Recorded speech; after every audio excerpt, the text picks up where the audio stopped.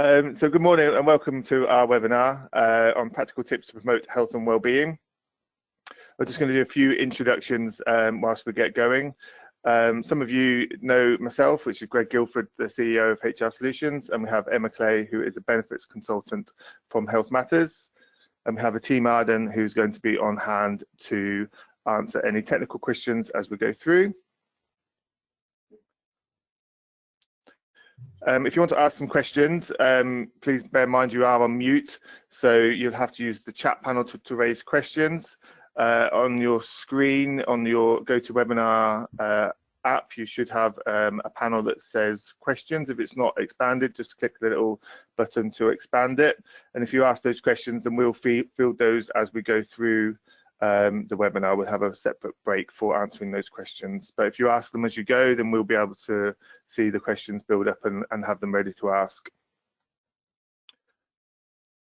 We're trying to make this interactive as well, so we will have a short break for some polls where you have some panels show up on your screen for you to simply click which answers relate to you the most. So please look out for those. So now that's the housekeeping out of the way, so we'll start the webinar in earnest. Obviously, there's a growing trend of encouraging home working prior to coronavirus, but obviously the onset of the coronavirus has put a lot of people working from home, and I can imagine that most of you, if not all of you, are working from home today.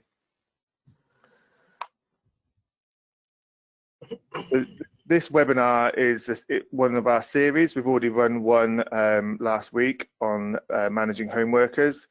There is another one coming up next week, which we'll have some slides on at the end to show you our upcoming webinars. But for now, I'm going to pass you over to Emma, who will run the webinar.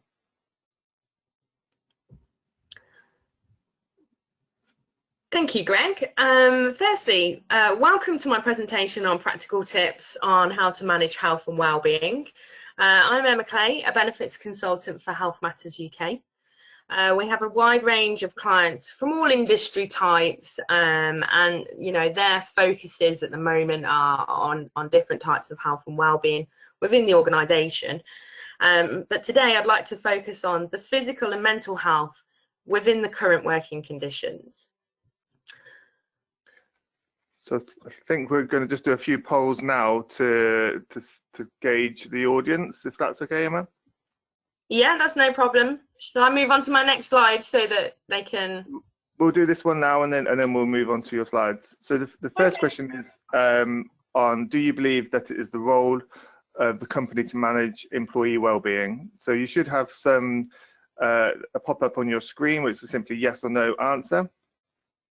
You can see some of you are already responding, which is great.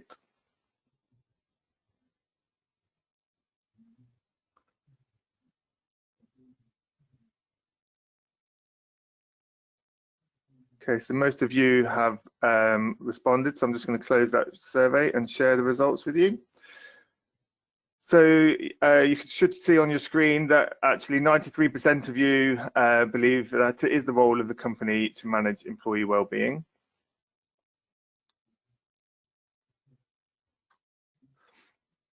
The next poll is a question on, do you have a health and wellbeing program plan in place at the moment for your COVID-19 term? A simple yes or no answer again.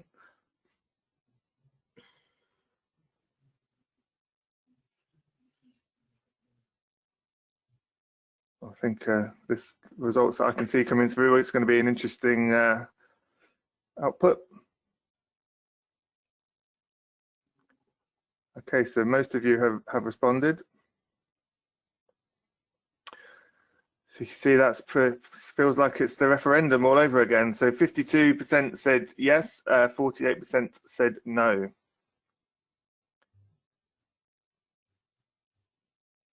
And then the last poll is just really to ask, what kind of activities are you promoting in your wellbeing plan? You might not have a plan, but you might be doing some of these activities already. So please answer as if you do have the plan and if you are doing these activities. So do you do social get-togethers, regular one-to-ones? Do you have an employee assistance program? Are you encouraging staff to take breaks, and are you promoting flexible working?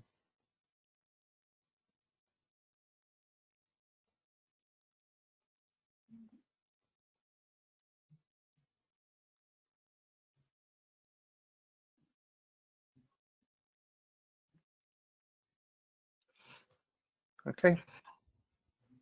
Just share those results. So there's a bit of a mixture going on there. So I think, as you can see, most respondents are encouraging social get-togethers, albeit virtually. It seems to be a bit of a trend happening, and it's good to see that obviously there's quite a few of you have employee assistance programs as well. So that's just to really get a bit of information about our audience, and then Emma's now got her webinar topics to present to you, and hopefully it will steer you down a path with some of the activities you can consider. So that's over to you now, Emma. Thanks, Greg. That's some really useful polls actually, and it's interesting looking at the companies that are 52-48. So let's begin. If I can work my screen. So what is well-being? I've got a few questions on this slide for you to think about. A couple of them you've already included within the poll, which has been really interesting. But the Oxford Dictionary defines well-being as the state of being comfortable, healthy, or happy. So questions we've asked you to ask yourself is: does this describe your employees now? Have you had conversations with them? Have you had weekly phone calls, line manager check-ins? Are you asking employees about their physical and mental health? Are you just calling them to talk about work? And then top and tailing that with, how are you? What can we do to help them achieve a state of well-being? Ask them what you can do. Obviously, we're limited in terms of the COVID-19, but how can you help them in their day to help them achieve a sense of well-being? And is it realistic or the role of the company? It's interesting because you've all completed the poll, and I totally agree. I truly believe that it is the role of the company to guide employees and to promote physical and mental health and well-being. Effective wellness programs raise awareness. They provide tools for employees to improve their work-life balance, and in doing so, strengthen employee and employer relations beyond just a financial transaction. More productivity from employees is gained when they feel valued. So we start by talking to employees and trying to push them into creating a routine. It's important. Companies should lead by example. Show your employees how you've created a routine and what you look to include within your day. Sticking to your core working hours. I know that it's easy to spend an extra 10, 15, 20 minutes on an email that's literally whacked into my inbox at 5 to 5. It's easy to run over or to begin to pick up my laptop earlier than what I normally would do because I've sorted the kids out, I'm ready, I'm raring to go. I know that there's things in there that need to be completed, but try and get them to stick to their core working hours. We've all been flipped. It's not work-life balance, it's life-work balance. Now we're more at home. We need to be more flexible. We've got employees that have children at home. We've got employees that are carers. Shopping is an absolute nightmare at the moment. Having to queue, depending on where you go, spending time queuing. You think, oh, I'll pop out and get that on my lunch, but actually, can you? Is it realistic? Get employees talking to you about their issues that they're facing at the moment. Making sure that the importance of creating a routine, but also including flexibility for those children, for the carers, for shopping. It's important to create a routine for physical and mental activities, too. Making sure they get enough exercise, making sure they're mentally stimulated, maintaining a work-life balance. I've just included a few ongoing promotion. Take at least 5 minutes away from your desk for every hour. Some studies say 50 minutes work, 10 minutes break. Some do 55 and then 5 minutes break. I find it easier to move away from my desk for 5 minutes and try and have, just a little mooch about, go outside, be nosy, look out the window, breathe in the fresh air. Taking a full hour lunch break. Before we worked from home, before we were so restricted, did we take a full hour lunch break, or half an hour lunch break, or did we just sit at our desks and eat whilst we're still replying to emails? It's important to take that time away. Reading through company blogs, newsletters, things that you, the employer, have provided to them, ongoing promotion of these, sending them through, directing them to the intranet, things like that. They're all a break away from, thinking about the work that they've got going on. Also ask them to talk to co-workers. Maybe call a co-worker who you wouldn't necessarily talk to in the office. Somebody who, might be struggling themselves, try and, open up to them, get them to open up. It's nice to have a phone call from somebody who you wouldn't normally talk to see how they are. You might talk to them in the office, they might say hi, as you're making a cup of tea. And that would be kind of it for the rest of the day. Encourage them to pick up the phone and talk to them. Encourage them to go out of their comfort zone and talk to somebody who they wouldn't necessarily talk to. It's important, to get them to create a routine, and it's important, that they think about setting the right environment. Being equipped for working from home is not just laptops, computers, internet. It's not just about having the tools, so to speak, to do their role. It's also about including other stuff. It's about their surroundings. You don't want employees to be sat looking at a bare wall, looking heads down, doing their work, and then looking back at a bare wall, because they, that could really make them feel more isolated and lonely. Personally, when I set up my home office, I put my desk facing the window, for natural light, fresh air, and the fact that I can have a look out and be a little bit nosy. To the side of my desk, I have pictures of my family, inspirational little notes that I have dotted about, drawings from my kids. I have little desk additions, flowers, figurines. All of these things encourage me to think more about the fun times, the adventures, and the places that I visited. And all of those that I'd like to go back to in the future. And I find, those little inspirations, they keep me going. They put a smile on my face. They make me think more about what I want and where I want to go, and they make me focus. They encourage me to think about memories, which, having happier memories, smiling, all of those things can change a bad day into a good day. How can we encourage employees to think more about their own health and well-being? Talk to them about what you've done, what you have on your desk. Ask them, to think about their normal working environment. What does it typically include? My desk at work is full of photos, little notes, little inspirational notes from my colleagues. I've got some loads of pens, all different varieties, some that I've taken from my children, because I like the little feathers on the end and things like that. All of those things, I can look around and I can think, oh, that's when we went to so and so, that picture's from so and so, and instantly, it changes my mood. So it's important that they're equipped for doing their job, but also get them to think about the surroundings in which they're working and setting the right environment, because it could change somebody's thought process and change somebody's day just by thinking of memories.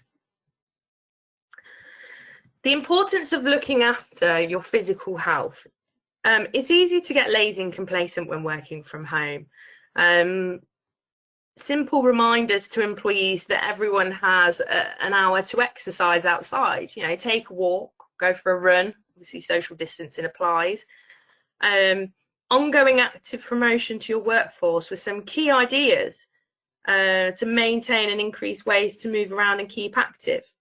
Run weekly competitions or bi-weekly competitions. Encourage with prizes. You know, think of things that employees would certainly like in terms of prizes. You could look at, you know, a 2-hour lunch break as encouragement to take part in getting active. Look at the resources that you have to hand. You know, what do you currently do if you have a wellbeing program already in place? You know, how do you promote it? What do you do? What do you share with your staff? Do you share posters? Do you share articles, blogs? Do you have in-house yoga once a month? You know, draw on all of those things. Get creative, because, you know, employees, you know, they'd like to take part in different things. You don't always want to run the same activity because they can get a little bit boring. So try and get creative with your ideas. You know, Joe Wicks, he does a live PE half hour. There is a whole raft of yoga videos on YouTube. Talk to employees about sending a picture through of themselves doing their own yoga pose, their favorite yoga pose, things like that. You know, and then write about it. Tell your staff, you know, show everybody, people getting involved and including themselves in terms of looking after and promoting their physical health. Lead by example. You know, inspire your workforce. It's really, really important to lead by example. If employees know and see that you're doing something and that directors are doing something and that higher management are doing something, they will likely get involved because they can see that they're taking time out of their day to promote their physical health. And, you know, and also it just shows that they're being included. It doesn't matter what job role you do, they're looking after their physical health, which is important to them, and they're trying to promote it. So leading by example, you know, really inspires your workforce. It's not just physical well-being that's important. Mental health is, you know, it goes side by side. You know, what supports do you currently have in place at the moment? Do you have a robust mental health policy? Do you have the outlines of a mental health policy? You know, mental health in the workplace has been more prominent for the last, you know, good number of years. And, you know, I'd hope that most organisations have a mental health policy in place that is robust. You know, do you communicate this with staff regularly? Are you still talking to them about the services that you have? Are you still talking to them about EAPs, employee assistance programs? Are you still talking to them about, you know, talking to charities if they're not feeling 100% and mentally they're feeling drained, you know, where they can go to, they can talk to HR. You know, do you communicate this to your staff regularly enough now that they are at home? You know, at work, you probably had posters, you probably had signs on your notice boards. Are you communicating this internally on Zoom calls, on your intranet, sending an email around? You know, can you measure whether it is having an effect? If you do have something in place and you are, you know, organising and promoting the importance of looking after your mental health. If you don't have a policy in place and you haven't been promoting mental health services, you know, have you is there any way that you can talk to staff and say, you know, are you openly talking to them to ask them about their mental health? It's important that employees separate work and home life. Remind employees that it's okay not to be okay. Encourage them to think about their mental health and what it actually is. Take time for themselves. That's really, really important. And you know, communicate how you feel, how they feel. Talk to them about your anxieties, your issues. If you open up to a staff member, you know, it might lead them to them opening up to you about their own mental health. You know, they can learn how to recognize their feelings, to accept it, and to use resources that you provide, you know, to get back on track and to help them within their day. You know, reminding them it is okay to not be okay all of the time. How can you incorporate, you know, mental health policies into this home working if you don't do this already? You know, talk to other groups, other companies. I'm sure you are all part of groups and forums. You know, see what they're doing. Ask other companies what they're doing, how they're working on their mental health policies, you know, with staff working from home.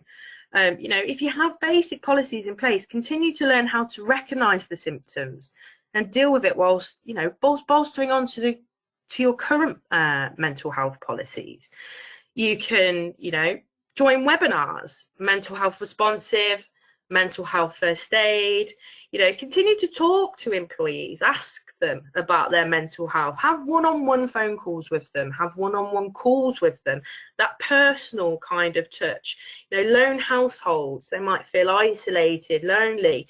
You know, their mental health might be really low at the moment. They might be feeling really low, lonely, you know, isolated from the world. You know, there are people, you know, that have children at home, and this can be hectic. I'm not going to lie, my morning this morning has been a nightmare, and my anxiety has really peaked. You know, from getting up to half an hour before this presentation.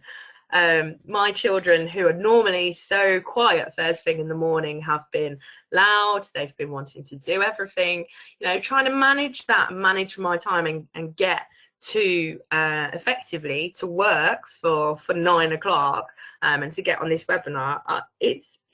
I've had to, you know, try and evaluate and take and choose my battles with my children, and that's been, you know, it's been frustrating this morning.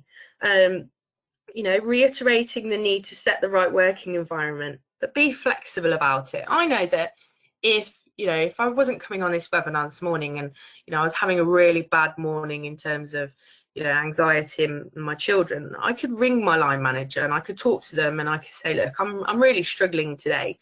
How many of your employees can do that? You know, you've got to make sure that you and managers and line managers are open to those conversations. So continue, you know, push managers yourselves to do mental health webinars. You know, you can sign up to the free ones. You could look around and see who's doing different types of webinars that you could look to enjoy and join in, and, you know, draw from this to build on your current mental health policies.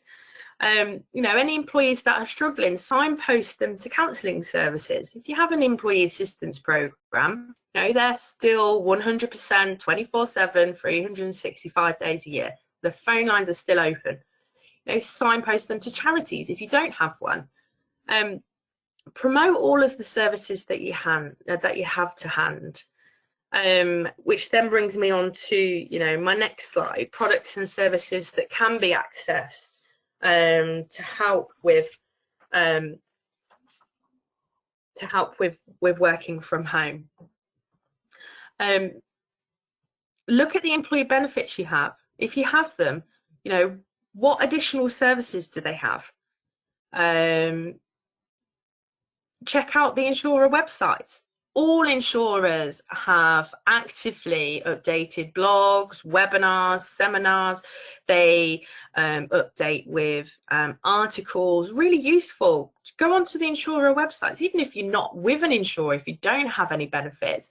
Check out Bupa, check out Thrive, check out Unum, check out the likes of Canada Life, things like that. Draw from that Take all of the information, all of the articles that they post, all of the blogs, post them, change them, put them into posters, send them round to staff. That's what the information's there for. You know, communicate this to your employees effectively. Do a newsletter, do a weekly or fortnightly newsletter. Have an afternoon where, you know, where you send out some physical challenges, some links to Joe Wicks, or you know, some useful home exercises. You know, communication is key, and it's important that you communicate to your employees all of the services that you do actually have to hand. You know, this could be an employee assistance program. You could have a private medical insurance scheme. You could have a group life scheme, a group income protection.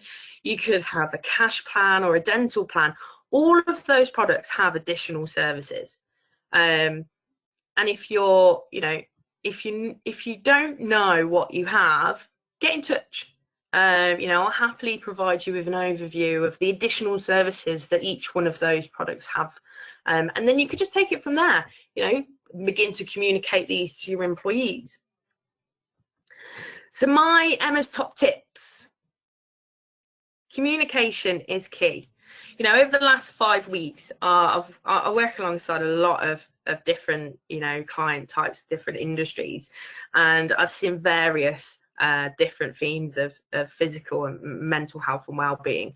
You know, we've got companies who are really investing their time in communicating to staff about their physical and mental health and well-being, and then I've got some organizations that have not even begun to properly form a plan. You know, after 5 weeks, you should have had at least the basics, or have the basics of sending stuff out, or something out, and talking to them and talking to employees. You know, it's important to have a plan, and to, you know, to make sure that, you know, that you're promoting that employees need to have the right working environment. It's not just about the tools, it's also about the personal space and the surroundings. Lead by example. You know, set the tone, people will follow. Show them how you do your day. Show them what you have been doing and how you work, and the little changes that you've made in your life over the last 5-6 weeks. Be flexible and pragmatic. You know, this is new to a lot of people. You know, we've got employees in our office that have never worked from home before, and they're absolutely thriving. But the downside to that is, you know, they are, where in the office they were in the mix of things, always seeing people, they're now at home. You know, they're in a lonely kind of atmosphere. So, you know, a big push on mental health services for those guys, and, you know, picking the phone up and having the conversations, communicating with them, trying to do things as a team, because it is new to a lot of people. You know, get people moving and talking. You're not telling them that they've got to move and talk, but, you know, try and include them in stuff. We did a big quiz on Friday. Started off the quiz with some questions on our company, and then the rest was kind of general knowledge, history and films and stuff. And we had over, you know, over 75% of our company, we're only a little company, but 75% of our company joined that quiz. And we all had an absolute whale of a time. It was great. And it was nice to see people. You know, I forgot how many times I laughed. My cheeks were hurting that much.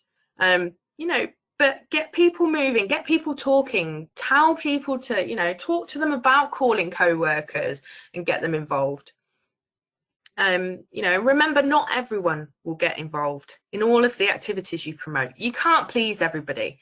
But make sure you have a plan that has a variety of options. If you have a younger workforce, you know, look at age ranges, look at your staff, look at who is in your teams, think about what they like, how you can get them included and get them involved. You know, and remember, be human, and be compassionate, and be kind, because we're not all in the same boat. You know, people are saying we're all in the same boat being stuck at home, but actually our boats are very different. And that's it from me. Any questions? And thank you for your time, and thank you for listening.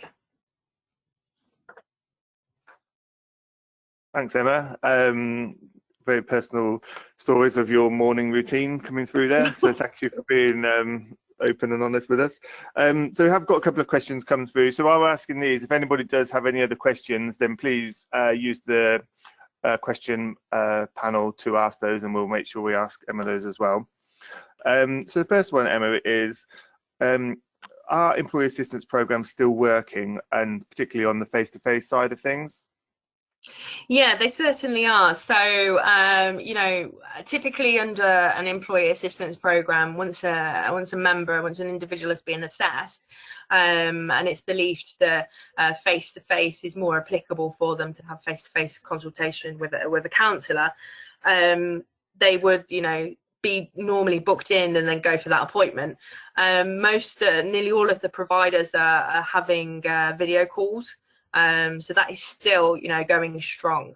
If you've got an employee assistance program, and you know you're promoting it and getting staff to use it, you might want to mention in there that, you know, although you're not going to have a face-to-face visit with a counsellor, you may well have a video call with them, which will, you know, be exactly the same kind of structure as what you had or would have had under a face-to-face anyway.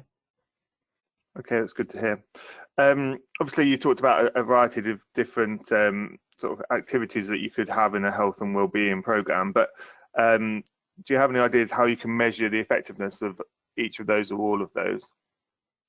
Well, some of the health and wellbeing benefits, you know, employee assistance programs, for instance, you can get a usage report for those kind of benefits that that you can't get usage reports on, you know, like a health and wellbeing program. Talk to staff, it's important. You know, find out what they're using, what they enjoy doing, what they enjoyed sharing with you as the employer, you know, what made them want to join in, and then use that to kind of measure employees, you know, thoughts on your health and whether there needs to be any changes, whether you need to include something else or look at another kind of angle. You know, talk to them. Ask your employees what their opinion is of your current health and wellbeing program, and that's a good measure, because, you know, they might, you know, if they're open and honest, they will tell you yes, it's working, or no, it's not. In which case, you can then look to tailor it a bit better, and look at other ideas. That's good to hear. So one of the other ones you touched on, obviously, about additional services, but what's a good way of somebody checking what additional services they might have in other kind of insurance or health policies? In terms of additional services on policies, you know, insurance companies have been really vocal over the last few weeks. They send weekly nearly 2 or 3 emails a week about some of the services that they're providing. You know, if you don't receive these emails directly from them, and you use a broker, for instance, you might want to ask them, you know, what are my additional services? Is there anything that's additional to this policy that I have? I can tell you now that, you know, the many products that we look at, I've shown it on the screen there, nearly all of them have a lot of additional services that you can tap into as an organisation. So there's definitely, you know, additional things there for you to help bolster on or even build a health and wellbeing programme for your staff. That's good, thank you.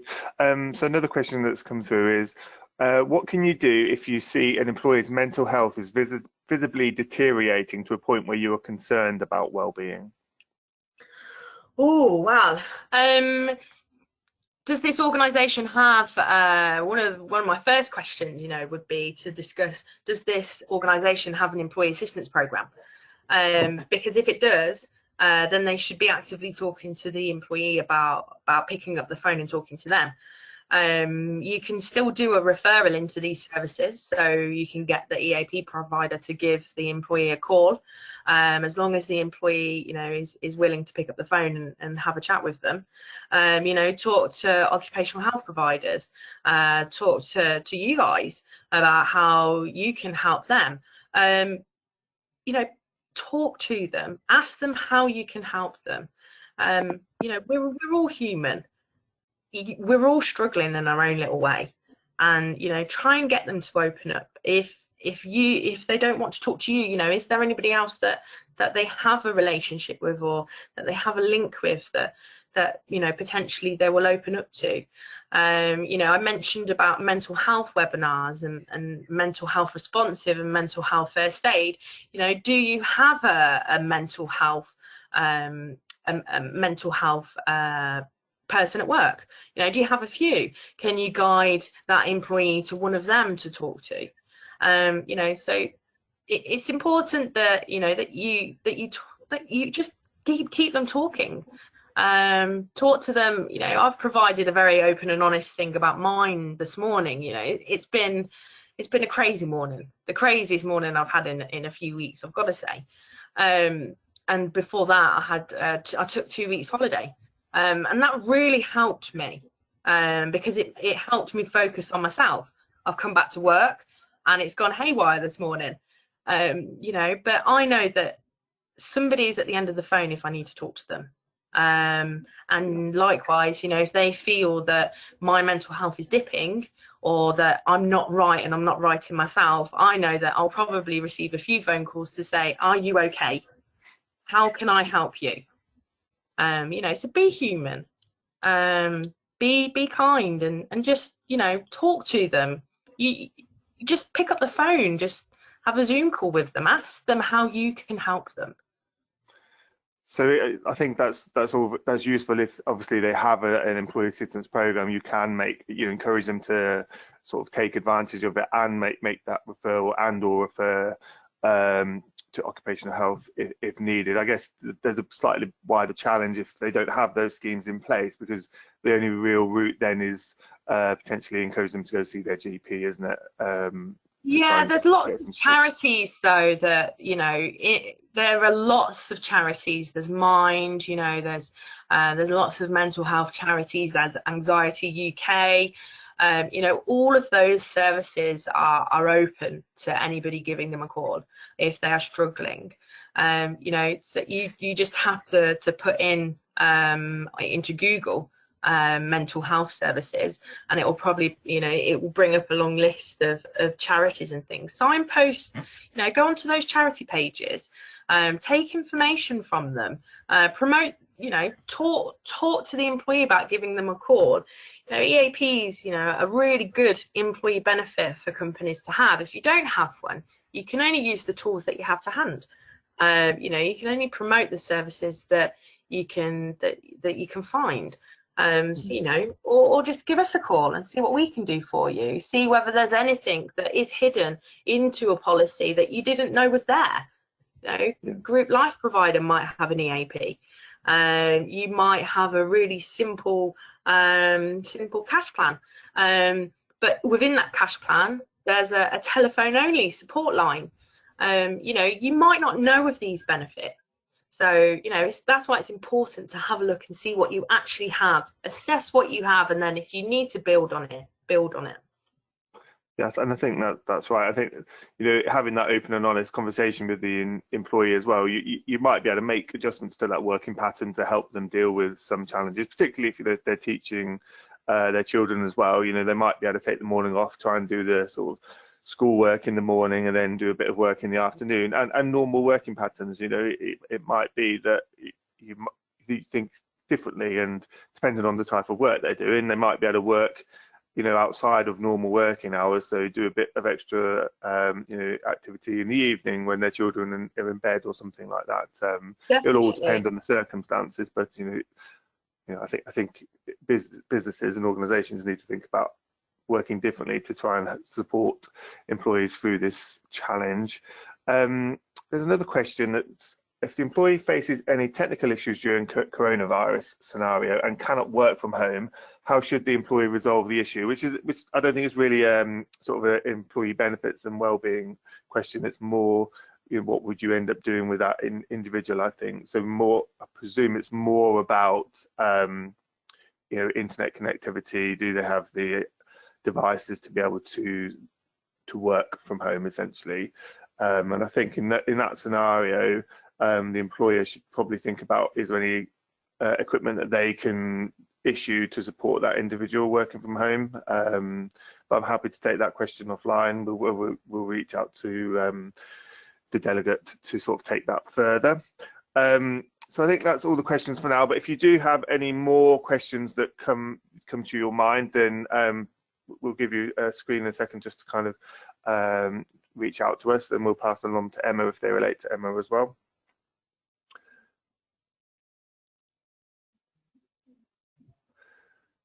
So obviously I just want to say thank you, Emma. I'm sure our audience will be able to take away some ideas from your Emma's top tips and to how to further support employees on their well-being. Obviously, HR Solutions actually use EAP provided by Health Matters. And whilst this is a confidential service, I am aware that many of our own team have been using this service. And indeed, in the past, we've chosen to encourage staff members to use the EAP where they have been going through difficult personal circumstances. So I think it is a really valuable tool to have if people are considering having an EAP. So here's the screen. So if you have any other further questions, you can either give us a call or drop us an email, and then we'll field those questions and get Emma involved as appropriate. After the webinar, we will send a short email which will have a survey in it to capture your feedback. Obviously, we want to constantly improve. I do know I was muted, so I will learn from that. And at the beginning, I obviously mentioned there's some other webinars that we're running as well. So we have done a series of managing home workers. So this was the second in our series. We have another one next week on the benefits of using a HR information system. And then we've got another one scheduled the week after.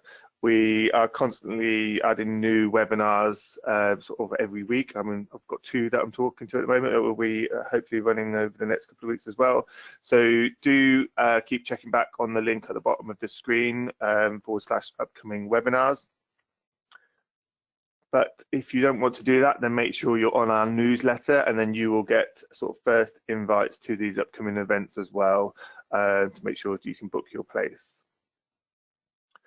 We have recorded this webinar, and we record all of our webinars. Each one of those you'll be able to find on our website as well if you wish to watch it back at a later date, or any of our other webinars as well. Some of the other questions that have come through have particularly been around will we get a copy of the slides? And before we close, the answer is yes. So on our webpage where we put up our webinar recordings, we'll have the recording of the webinar and the slides of the webinar as well. And we'll follow that up after the webinar with a link as to how to find them as well to make it easy for you. That just leaves me to thank Emma once again for our webinar today. We will hopefully talk again soon, but thank you, and we'll see all our delegates at our upcoming webinars. Thank you very much.